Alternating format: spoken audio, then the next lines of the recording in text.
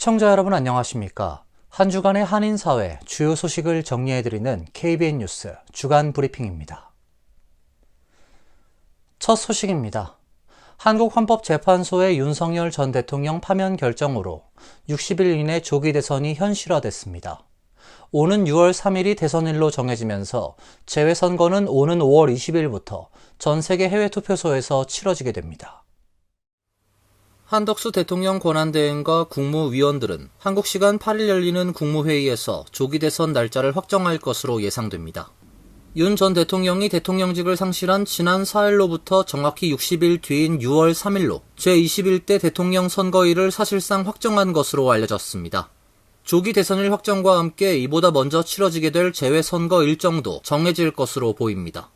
미국을 비롯해 해외에서 재외투표하려는 선거권자는 선거일 40일 전에 국외 부재자, 재외선거인 신고 신청을 마쳐야 합니다.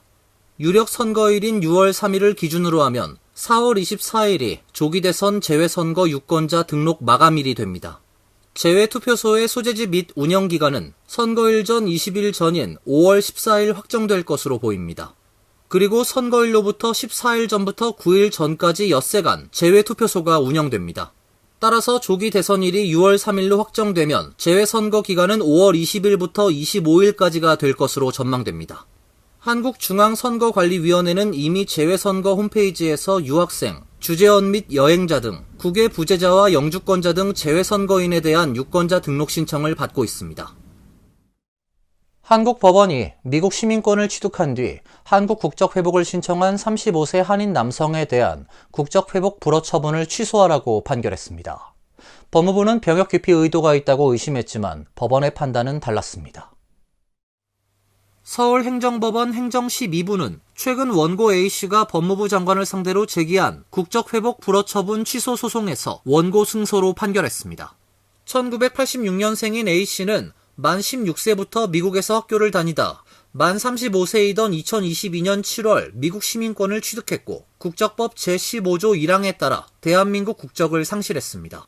A씨는 같은 해 12월 법무부에 미국에 입국할 때마다 2차 심사를 받는 문제를 해결하기 위해 시민권을 취득했고 미국 여권을 발급받자마자 국적회복 신청을 하게 됐다는 내용의 국적회복 허가 신청서를 작성해 제출했습니다.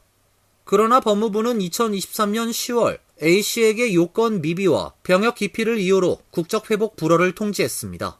A씨는 중앙행정심판위원회에 이 사건 처분의 취소를 구하는 심판을 청구했으나 기각됐고 결국 행정소송을 제기했습니다. 법원은 A씨가 대한민국의 병역을 기피할 목적이 있었다고 의심할 만한 사정이 있다고 보긴 어렵다며 그의 손을 들어줬습니다. 법원은 원고가 여권을 발행받자마자 피고에게 국적회복 허가를 신청하고 전문 연구요원으로 편입하여 병역을 이행할 의사를 적극적으로 밝히기도 했다며 2차 입국 심사를 받는 불편함을 해결하기 위해 시민권을 획득했을 뿐 병역 기피 의도는 없는 것으로 보인다고 판결했습니다. 법무부는 1심 판결에 불복해 항소했습니다. 도널드 트럼프 대통령이 당초 예정됐던 상호관세 부과를 90일간 유예하고 10%의 기본관세만 적용하기로 했습니다. 다만 보복관세로 대응한 중국에 대해선 추가 관세를 적용해 도합 125%의 관세를 즉시 부과하겠다며 압박 수위를 높였습니다. 트럼프 대통령은 어제 자신이 만든 소셜미디어 트루스 소셜에 중국이 세계 시장에 보여준 존경심 부족에 근거해 미국이 중국에 부과하는 관세를 즉시 125%로 인상한다고 발표했습니다. 대신 다른 국가들에 대한 상호 관세는 90일간 유예하겠다고 선언했습니다. 트럼프 대통령은 75개 이상 국가들은 무역과 무역 장벽, 관세, 환율 조작, 비금전적 관세에 대한 해결책을 협상하기 위해 상무부, 재무부, 무역 대표부 등에 연락했고 이 국가들은 나의 강력한 제안에 따라 미국에 대한 어떤 방식으로도 보복하지 않았다는 점에 근거해 90일간 유예하고 이 기간엔 10%로 상호 관세를 상당히 낮춰 즉시 발효되도록 승인했다고 밝혔습니다. 트럼프 대통령은 지난 5일부터 전 세계 국가들의 10% 기준 관세를 부과했고 이날부터는 57개국의 상호 관세를 부과했습니다. 하지만 상호 관세는 당분간 시행을 유예하고 앞서 발효된 10%의 기준 관세만 일단 적용하겠다는 구상입니다. 주식시장이 하락세를 이어가고 경기 침체 우려까지 제기되자 한 발 물러선 모양새입니다. 다만 스콧 베선트 미 재무장관은 이날 금융시장 충격 때문에 유예 결정을 내린 것이냐는 취재진의 질문에 아니다며 75개국 이상이 엄청난 연락을 해왔기 때문이라고 답했습니다. 트럼프 행정부의 이번 결정으로 미중 무역 전쟁은 더욱 심화될 전망입니다. 중국은 그간 미국의 상호관세 부과에 연이어 동일한 보복관세를 적용하며 맞서고 있습니다. 이날 트럼프 대통령의 추가 관세에도 보복관세로 대응할 공산이 큽니다. ICE 수장이 이른바 아마존 프라임식 신속 추방 시스템 구축이 필요하다고 주장했습니다. USCIS는 미국 내 이민자들의 SNS를 검사하겠다고 공식 발표했습니다. 토드 라이언스 ICE 국장 대행은 지난 8일 애리조나주 피닉스에서 열린 2025 국경안보 엑스포에서 우린 이걸 기업처럼 다루는데 능숙해질 필요가 있다며 인간을 대상으로 하는 아마존 프라임처럼이라고 말했습니다. 프라임은 아마존의 구독형 멤버십으로 추가 비용 없이 구매한 물품을 이틀 내에 신속 배송해주는 서비스입니다. 이를 위해 각지의 물류센터를 구축, 거미줄처럼 촘촘한 배송망을 구축해 놓았는데 ICE도 이와 마찬가지로 불법 체류자들을 트럭에 실어 한 대 모은 뒤 지체 없이 국외로 추방하는 체계를 갖춰야 한다는 것입니다. 라이언스 국장 대행은 AI 등 선진 기술을 활용, 불법 이민자를 임시로 가둬둘 수용소와 추방용 항공편 운영을 더욱 효율화할 수 있다고 말했습니다. 이 행사에선 라이언스 국장 대행 외에도 트럼프 행정부의 국경차르 톰 호먼 등 고위 당국자 다수가 연사로 나섰는데 이들 역시 이민자 추방 절차를 기업식으로 운영할 필요가 있다고 주장했습니다. 호먼은 배지와 총이 해야 할 일을 하도록 하고 나머지는 전부 외주에 맡기자면서 이민자 추방 과정에서 민간 부문의 역할을 강조했습니다. 한편 이민서비스국은 어제 미국 내 이민자들의 SNS를 검사하겠다고 밝히고 반유대주의 테러 조직이나 활동을 지지하거나 옹호, 홍보하는 것으로 보이는 SNS 콘텐츠를 이민심사에서 부정적 요소로 간주할 것이라고 부연했습니다. 이번 조치는 영주권자와 외국인 유학생, 반유대주의 활동과 관련된 교육기관에 소속된 외국인에게 즉시 적용된다고 설명했습니다.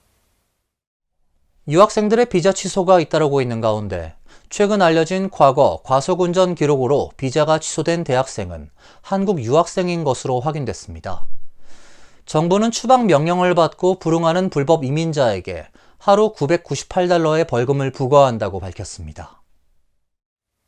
조지아주의 SCAD는 이 대학 졸업 후 취업이나 인턴십을 위한 OPT 프로그램에 참여 중이던 27세 한인 김모 씨의 비자가 지난 4일 오후 연방이민학생 정보시스템인 세비스에서 취소됐다고 전했습니다.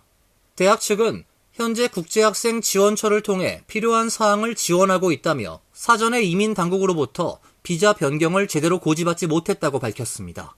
김 씨는 대학 재학 중이던 4년 전 면허증 미소지와 과속운전으로 경찰에 적발돼 법원에 출석 후 벌금을 냈습니다. 그는 이민 당국은 비자 취소에 대한 학교와 학생의 신속한 대응을 막기 위해 의도적으로 금요일 오후 늦게 비자를 변경했다며 비자 만료가 6개월 뒤라 곧 출국 예정이었는데 수년 전 교통단속 기록으로 갑자기 추방을 요구받은 게 쉽사리 이해되지 않는다고 말했습니다. 한편 정부는 추방령을 받고도 불응하고 있는 불법 이민자에 대해 하루 $998의 벌금을 부과하기로 했습니다. 부과할 수 있는 벌금 최대치는 5년 또는 $100만.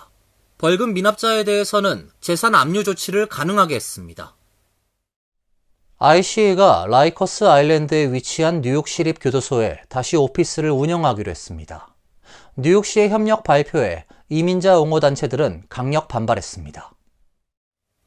랜디 마스트로 뉴욕시 제1부시장은 8일 라이커스 아일랜드 교도소에 ICE 오피스 재개를 허용하는 행정명령에 서명을 했습니다. 이로써 ICE와 FBI, DEA 등 연방법 집행기관들은 라이커스 아일랜드 교도소에 10여 년 만에 다시 오피스를 열고 DOC, NYPD 등과 협력해 폭력범죄 및 갱단, 마약 밀매, 국제범죄 등 범법 이민자 등에 대한 수사를 재개할 수 있게 됐습니다. 톰 호먼 국경차르는 이와 관련해 뉴욕시를 더욱 안전한 도시로 만들겠다는 트럼프 대통령의 약속을 시행하기 위한 첫걸음이라며 환영의 입장을 밝혔습니다. 이에 대해 뉴욕시 의회와 이민자 옹호 단체들은 강력히 반발하고 나섰습니다. 뉴욕시장 선거에 출사표를 던진 안드리엔 아담스 뉴욕시 의회 의장은 이 행정명령은 뉴욕시의 피난처 도시 정책을 위반한 것으로 아담스 시장 고소를 포함해 모든 법적 대응을 검토하고 있다고 밝혔습니다. 이민자 옹호 단체들도 뉴욕 시립 교도소에서 추방으로 이어지는 파이프라인이 재개통된 것이라며 강한 비난의 목소리를 내고 있습니다. 라이커스 아일랜드 ICE 오피스는 지난 2014년 연방정부의 법 집행기관과 뉴욕시 교정국 간 협력을 제한한다는 내용을 골자로 한 뉴욕시 지방법 58호가 시행되면서 문을 닫았습니다. SSA가 운영하는 소셜연금 온라인 포털 사이트에서 최근 잦은 접속 오류, 잘못된 알림 메시지 등의 문제가 발생해 수혜자들의 혼란이 커지고 있습니다. 시스템 오류로 인해 생활보조금 지급 중단 메시지가 발송되기도 했습니다. 이들 문제는 특히 저소득층 및 장애인, 노년층 등에 지급되는 생활보조금 관련이 많은 것으로 전해졌으며 일부 수혜자들은 계정에 접속했을 때 보조금을 받지 않고 있다는 메시지를 받은 것으로 알려지고 있습니다. 이와 관련 SSA 측은 이는 시스템 오류로 인한 것으로 해당 수혜자들은 여전히 지급 대상자라고 밝혔습니다. SSA 측은 또 이번 오류의 원인을 조사 중이며 수급 중단 메시지를 받은 일부 수혜자들도 실제 지급이 중단된 것은 아니었다고 해명했습니다. 지난 2023년 SSA 내부 보고서에 따르면 총 740만 명이 SSI 혜택을 받고 있으며 이번 오류로 몇 명이 영향을 받았는지는 아직 밝혀지지 않았습니다. 4월분 SSI는 지난 2일 지급됐으며 다음 달인 5월에는 1일과 30일 두 차례 지급될 예정입니다. 반면 소셜연금 수혜자들은 생일 날짜에 따라 9일과 16일, 23일 세 차례로 나뉘어 지급됩니다. 한편 SSA는 오는 14일부터 장애보험, 메디케어, SSI 신청자 중 온라인 사용이 어려운 사람은 전화로도 신청이 가능토록 했으며 기타 신청자들은 여전히 사무실을 방문해 본인 확인을 해야 한다고 밝혔습니다. 또 예정일에 연금이 입금되지 않았을 경우 먼저 본인의 거래은행에 문의할 것을 권하고 이후에도 문제가 해결되지 않으면 SSA로 전화하거나 지역사회보장국 사무소에 문의해달라고 당부했습니다. 백신 회의론자로 취임 전부터 논란이 됐던 로버트 F. 케네디 주니어 보건복지부 장관이 홍역 확산에 결국 백기를 들고 백신 접종을 당부했습니다. 로버트 F. 케네디 주니어 보건복지부 장관은 6일 X에 글을 올려 홍역 확산을 막을 수 있는 가장 효과적인 방법은 MLR 백신이라고 밝혔습니다. MLR 백신은 홍역과 볼거리, 풍진을 예방하는 복합 질병 예방주사입니다. 그는 지난달 초 질병통제예방센터팀이 홍역 확산 대응을 위해 텍사스 곳곳에 배치돼 MLR 백신 및 의약품 공급을 지원했다고 강조했습니다. 이를 통해 신규 확진 및 입원 사례가 줄었다는 것입니다. 현재 미국에선 22개 주에서 642건의 홍역 사례가 확인됐습니다. 이들 중 499건이 텍사스에 몰려 있습니다. 케네디 장관은 그레그 에벗 주지사와의 협의하에 CDC 등을 통한 지속 지원을 약속했습니다. 케네디 장관은 트럼프 2기 보건수장으로 발탁되기 전부터 백신 회의론자로 알려져 있습니다. 백신이 자폐를 유발한다는 백신 음모론을 지지하거나 정부가 관련 부작용을 은폐한다는 주장을 펼치기도 했습니다. 그는 지난 1월 인준청문회에선 의료 분야에서 백신의 역할을 인정했습니다. 그러나 취임한 후 보건복지부 산하 CDC가 백신과 자폐의 연관성 검토를 계획하는 등 1년의 반백신 성격의 행보를 이어왔지만 홍역으로 연속 사망자가 나오자 결국 백기를 든 것입니다. 케네디 장관은 이날 텍사스를 찾아 홍역 사망자 유족을 만났습니다. 그가 이 지역을 방문한 것은 장관 취임 이후 처음입니다. 이상으로 KBN 뉴스 주간 브리핑을 마칩니다. KBN과 함께 즐거운 주말 되시길 바랍니다.